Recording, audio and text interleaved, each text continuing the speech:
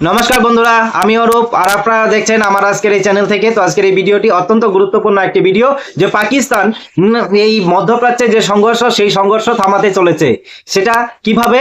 তো মধ্যস্থতাকারী হিসেবে, সেটা যদিও মধ্যস্থতাকারী কিভাবে হয় সেটা নিয়ে প্রশ্ন আছে, তারপরেও মানে এই জায়গায় মধ্যস্থতাকারী হিসেবে কথা হচ্ছে। বা এখানে কিন্তু পাকিস্তান থেকে যে তাদের যে এসেছিল, পাকিস্তানে কিন্তু লকডাউন, মানে এক প্রকার 2 দিনের জন্য সবকিছু স্কুল কলেজ সবকিছু বন্ধ করে দিয়েছে। তার কারণ আজকের এই ইভেন্টের জন্য আজকে এখানে হচ্ছে ইরান ও আমেরিকার মধ্যে বৈঠক হবে ইয়েতে, এই পাকিস্তানে। তো সেই 14 দিনের যে ডেডলাইন আছে সেটা শেষ হতে চলেছে, এবং ইসলামাবাদ মানে এখন সবার নজর হলো ইসলামাবাদের উপরে। তার কারণ এখানে সবচেয়ে প্রভাবশালী নেতারা, যেমন আমেরিকার থেকে জেডি ভেন্স আসছে, তার পাশাপাশি কিন্তু ইরানের যে কূটনীতিকরা তারাও আসছে।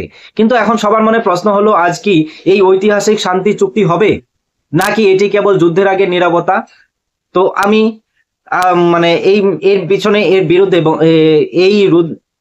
এই ভিডিও মানে এর যে প্রেক্ষাপটে কি হতে চলেছে, এবং এখানে কি আদৌ কি এটা সফল হবে কি সফল হবে না, তা নিয়ে আমি 2টা পার্টে এখানে আমি উল্লেখ করছি। ঠিক আছে? তো প্রথমত, কেন সফল হতে পারে, আর সফল হওয়াটা ভালো, তার কারণ সফল হলে সবারই ভালো হবে। ঠিক আছে? প্রত্যেকটা দেশেরই ভালো হবে, প্রত্যেকটা মানুষের, বিশ্বের প্রত্যেকটা মানুষেরই ভালো হবে, এই যুদ্ধ যেন থেমে যায়।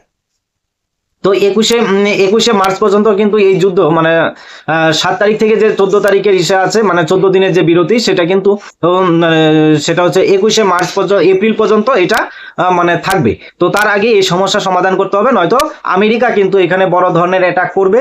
তো সেটা কিন্তু বলে দিয়েছে, ইনফ্রাস্ট্রাকচারে অ্যাটাক করবে। তো এটা নিয়ে কিন্তু ভয় আছে, যেটা আমরা কয়েকদিন আগে 8 PM ডেডলাইন, এটা নিয়েও একটা ভিডিও বানিয়েছিলাম। তো সেটাই। তো এখন প্রথমে দেখা যাচ্ছে হচ্ছে যে, দেখছি যে সফল হলে কি কি মানে হতে পারে, বা তাতে কি হবে না হবে সেটা দেখছি। তো প্রথমেই দেখা যাক যে কেন আমরা এটা আশাবাদী হতে পারি। তার কারণ হচ্ছে, গত এপ্রিল মাস থেকে 2 সপ্তাহের যে যুদ্ধবিরতি চলছে, তা অত্যন্ত প্রমাণ করে দেয় যে দুই পক্ষ আপাতত বন্দুক নামিয়ে রাখতে রাজি। এই কিন্তু আর সব থেকে বড় চমক হলো জেডি ভেন্সের উপস্থিতি, ফ্রান্সের আশাতে যে এই আলোচনাটা যেন সফলভাবে হয়। আর সব থেকে গুরুত্ব, মানে ওয়াশিংটনে, মানে আমেরিকা যেটা সব থেকে বেশি গুরুত্ব দিচ্ছে, সেটা হলো স্টেট অফ হরমুজ খোলার ব্যাপারে, সচল করার ব্যাপারে। কিন্তু পাকিস্তান কেবল এই জায়গায় শুধু আয়োজক না, তারা নিজেরা মানে খতিয়ে, মানে তারা ক্ষতির এই আপ্রাণ মানে চেষ্টা করছে, যে তারা নিজেদেরকে ইমেজ আর কি সেই জায়গায় মানে ভালো করার চেষ্টা করছে, সেই সফলটা মানে যেন বৈঠকটা যেন সফল হয় তার জন্য।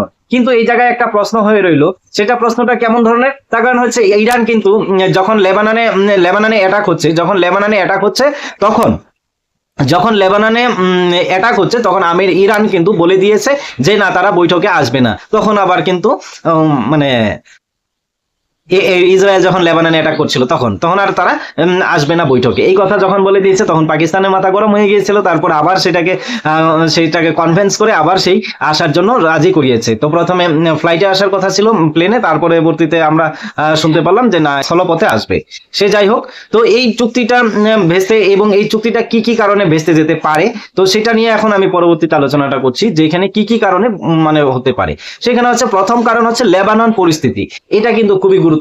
তার কারণ ইরান স্পষ্ট করেছে যে ইসরায়েল যদি লেবাননে গোলা বর্ষণ, মানে বোমা বর্ষণ, এই সমস্ত যদি বন্ধ না করে, এটা যদি বন্ধ না করে, তারা এই বৈঠক থেকে বেরিয়ে যেতে পারে। এটা কিন্তু একটা পয়েন্ট। তারপরে আরেকটা যে গুরুত্বপূর্ণ পয়েন্ট হচ্ছে পারমাণবিক ইস্যু বা নিষেধাজ্ঞা। ট্রাম্প প্রশাসনে পারমাণবিক কর্মসূচিতে পুরোপুরি বন্ধের শর্ত দিয়েছে।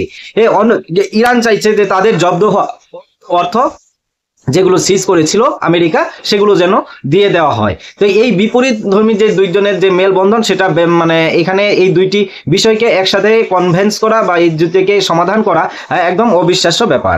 কিন্তু এই জায়গার মধ্যে আরেকটা বিষয় হচ্ছে হরমুজ প্রণালী। তো হরমুজ প্রণালী কিন্তু আমরা মানে যখন নিষে হয়েছিল, স্টেট অফ হরমুজটা বলে দিয়েছিল যে না, স্টেট অফ হরমুজ খুলে দিয়েছে, যখন যুদ্ধবিরতি মানে 7 দিনের জন্য, 14 দিনের জন্য ঘোষণা করা হয়েছিল তখন। কিন্তু পরবর্তীতে দেখতে পেলাম যে না, কয়েক ঘন্টা যেতে না যেতেই আবার কিন্তু ইরান কিন্তু স্টেট অফ হরমুজ যেটা আছে সেটাকে কিন্তু ছাড়ছে না। দিনে মাত্র 15টি জাহাজ বা 6টি জাহাজ, এমন করে জাহাজ মানে পারাপার হতে পারছে, তাছাড়া কিন্তু আর হচ্ছে না। কিন্তু অবাধে যেতে পারবে, সেটাও হচ্ছে না। আর আরেকটা যে বিষয় হচ্ছে ট্যাক্স, মানে শুল্ক। তো ইরান দাবি করছে, তো প্রতি ব্যারেলে $1 করে তো ট্যাক্স দিতে হবে। ঠিক আছে, ইরানকে। তো এটা কিন্তু মানে এই যুদ্ধবিরতি, এই সংঘর্ষ এটা চলার মধ্যেই কিন্তু এটা দাবি করছে ইরান যে না, ওই গল্প ওইদিকে কি চলছে চলুক, কিন্তু আমরা মানে এই স্টেট অফ হরমুজ দিয়ে কোনো ধরনের ছাড় বা কোনো কিছু হবে না, আমাদের মানে এখন এটাই মানে নিয়ম, এই রুলসেই এখন চলতে হবে। যে স্টেট অফ হরমুজ দিয়ে যেতে গেলে দিনে 15টি বা কয়টি করে জাহাজ ছাড়বে, তারপরে হচ্ছে মানে সম্পূর্ণ কন্ট্রোলটা থাকবে ইরানের হাতেই, যেটা হলো পরিষ্কার কথা। টাকা পয়সা নেওয়া বা যা কিছু নেওয়া সবকিছু করবে তারাই। তো এটাই এখন বাস্তব চরিত্র হতে চলেছে, এটা কিন্তু ইরান বলে দিয়েছে। ঠিক আছে, তো এই জায়গায় কিন্তু একটা মানে এই বৈঠকটা মানে না হওয়ার, মানে সফল না হওয়ার, এটাও একটা পয়েন্ট হতে পারে। তবে আরেকটা পয়েন্ট হচ্ছে যে এই যে অবিশ্বাস্য, ঠিক আছে, অবিশ্বাস্য একটা কেন পয়েন্ট বললাম, তার কারণ হচ্ছে এখানে যে কোনো বৈঠক, যে কোনো সম্পর্ক, যে কোনো সম্পর্কই কিন্তু বিশ্বাসের উপর নির্ভর করে। এখন যদি বিশ্বাস যদি না থাকে, একজন আরেকজনের উপর যদি বিশ্বাস না থাকে, তবে সেই সম্পর্ক কখনোই টিকে থাকতে পারে না। তার কারণ কেন বললাম, তো আমেরিকার যে জেডি ভ্যান্স আছে, তিনি কিন্তু ইতিমধ্যে ইরানকে সতর্কতা দিয়েছেন যে যেন আমেরিকার সাথে কোনো ধরনের খেলা করার চেষ্টা না করে। ইরানের পক্ষ থেকে কিন্তু বলা হয়েছে তারা আলোচনার টেবিলে থাকলেও আমেরিকার উপর কিন্তু তারা বিশ্বাস করে না। তো তাদের এই যে একটা বিশ্বাস অবিশ্বাসতা, এই জায়গায় কিন্তু সব থেকে গুরুত্বপূর্ণ। আর আরেকটা যে গুরুত্বপূর্ণ বিষয় আছে, ট্রাম্প কিন্তু প্রেসিডেন্ট ট্রাম্প সবসময় কিন্তু ইরানকে চাপে রাখার জন্যই কি, নাকি বাস্তবেই তাই, সেটা বলা মুশকিল, সেটা বোঝাও মুশকিল যে কি চাইছে। তার কারণ মানে ইরানের উপরে বিভিন্ন ধরনের অ্যাক্সিডেন্টালি মানে সোশ্যাল মিডিয়াতে কিন্তু এক প্রকার যুদ্ধ, মানে এক প্রকার মানে চাপ সৃষ্টি করছে যে না, তোমরা এটা করতে পারবা না। যেমন তোমরা ট্যাক্স মানে হরমুজ প্রণালীতে দিয়ে কোনো কিছু জাহাজ পারাপারে ট্যাক্স নিতে পারবা না, তারপরে হরমুজ প্রণালী দিয়ে অবাধে যাতায়াত করতে হবে, ঠিক আছে, মানে এখানে কোনো ধরনের বাধা থাকবে না। আরো অনেক কিছু, তোমাদের উপরে অ্যাটাক করবো, আজকে 8 PM ডেডলাইন, 24 ঘন্টা সময় দিলাম, 7 দিন সময় দিলাম। তো এই যে এইভাবে যে ইয়ে করছে ইয়াকে, এই ইরানকে যে মানে পোস্ট করে করে এক স্যান্ডেলে যে এইভাবে প্রেসার ক্রিয়েট করছে, এটা কি প্রেসার ক্রিয়েট নাকি না বাস্তবেই তাই? তো এই জায়গায় কিন্তু এখানে কিন্তু একটা মানে প্রশ্ন হয়ে রইলো, ঠিক আছে, যে এটা কি আদৌ মানে এত কিছুর পরেও কি থাকবে? আর এই চরম অবিশ্বাস আর ইরান ইসরায়েলের যে পরিস্থিতি, ঠিক আছে, এতে জব্দ করা বিশাল অঙ্কের টাকাও কিন্তু ফেরত পাওয়ার দাবি করছে, যে এখানে ইরান যে জব্দ হয়েছে, বিভিন্ন বিশাল তাদের ক্ষতি হয়েছে, সেই ক্ষতিপূরণের দাবিও কিন্তু করেছে। কিন্তু সব মিলে একটা গোলমেলে পরিস্থিতি কিন্তু এখানে আছে। তো দেখা যাক যে চুক্তিটা হবে, সেই চুক্তিটা কতটুকু সফল হয়। আমরা চাইবো যেন চুক্তিটি সফল হয় এবং যেন সারা বিশ্বের প্রত্যেকটা মানুষের যেন সুবিধা হয়। তো এটা আমাদের কথা। তো পাকিস্তান কেন এত বড় ঝুঁকি নিয়ে বৈঠকে আয়োজন করলো? তাতে তাদের অর্থনীতির খাদের কিনারে সৌদি আরবে এর বিশাল বিনিয়োগ এখন পাইপলাইনের মধ্যে আছে, ঠিক আছে। যদি পাকিস্তান এই দুই শত্রু দেশে মোকাবিলায় ইরানকে এই এক টেবিলে বসাতে না পারে, ইরান আর আমেরিকাকে, তবে তাদের দর মানে বসাতে যদি না পারে, তাহলে খুব খারাপ হবে। আর বিশ্বর বাজারে কিন্তু এটা যদি বসাতে পারে, বসিয়ে এই বৈঠকটা সফল করতে পারে, তাহলে কিন্তু মানে বিশ্বের নজরেও ভালো, মানে একটা ভালো একটা ইমেজ তৈরি হবে। তবে ভারতের দিক দিয়েও সুবিধা কি আছে? ভারতের দিক দিয়ে হচ্ছে যে এই ইয়েটা বন্ধ হয়ে গেলে, মানে এই বৈঠকটা যদি যুদ্ধ বিরতি হলে, এই বৈঠক বন্ধ হলে কিন্তু ভারতের লাভ আছে। যার কারণ ভারতের কিন্তু প্রায় 85% বা 80% বা 90%, অনেক জায়গায় অনেক রকম বলে, তো এতটুকু কিন্তু আমদানি রপ্তানি মানে এসে হয় হচ্ছে এই হরমুজ প্রণালী দিয়ে।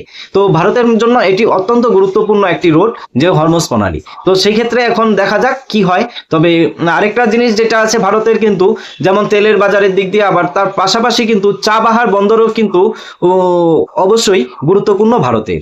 তবে ভবিষ্যৎ কি হবে বন্ধুরা, অবশ্যই এই জায়গায় একটা বড় চিন্তার বিষয় যে কি হচ্ছে। তো আজকের এই বৈঠক দেখা যাক কি হয়, সেটা নিয়ে আমরা সেই দিকে নজর রাখবো। কিন্তু কি হতে পারে শেষ পর্যন্ত, কি হতে পারে এটা সম্বন্ধে কি আপনাদের ধারণা আছে?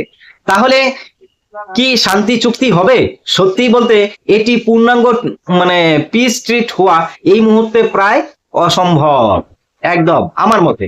তবে সূত্র বলছে এটি মাঝ রাস্তা বা খুঁজে মানে খুঁজে না পাওয়া, মিডিল গ্রাউন্ড খুঁজে না পাওয়া বা খুঁজে পাওয়া যেতে পারে, সেটা পূর্ণাঙ্গ চুক্তি হবে না একদম 100%। কিন্তু 14 দিনের যুদ্ধ বিরতি আর 1 মাসেও বাড়াতে পারে, এটাও একটা সম্ভাবনা হতে পারে যে এরপরে আরো কয়েকদিন সময় নেওয়া হলো। কিন্তু ইরান অত্যন্ত প্রতিশ্রুতি দিতে কিন্তু অত্যন্ত এই প্রতিশ্রুতি দিতে হবে যে তারা লোহিত সাগরে কোনো জাহাজ আক্রমণ করবে না এবং হরমুজ প্রণালীতে কোনো ধরনের বাধা থাকবে না, এই সমস্ত। তবে এটাই হবে বৈঠকের যে আপাতত সবচেয়ে বড় সাফল্য। ঠিক আছে, আমার মত এটাই বলছে। ঠিক আছে, তো এখন প্রশ্ন হলো তোমাদের কাছে যে ইসলামাবাদ কি এই বৈঠকে তৃতীয় বিশ্বযুদ্ধ এর হাত থেকে বাঁচাতে পারবে? কি মনে হয়, জেডি ভেন্স কি ইরানকে বাগে আনতে পারবে? কমেন্ট বক্সে অবশ্যই জানাবেন। তো ভিডিওটি যদি ভালো লাগে অবশ্যই লাইক কমেন্ট শেয়ার করে পাশে থাকবেন। যারা নতুন আমার এই চ্যানেলটিকে অবশ্যই সাবস্ক্রাইব করতে ভুলবেন না। আর তোমাদের ভালোবাসা পেয়ে আগামী দিনে এগিয়ে যেতে চাই। অবশ্যই সবাই ভালো থাকবে, সুস্থ থাকবে। দেখা হচ্ছে পরের ভিডিওতে। জয় হিন্দ।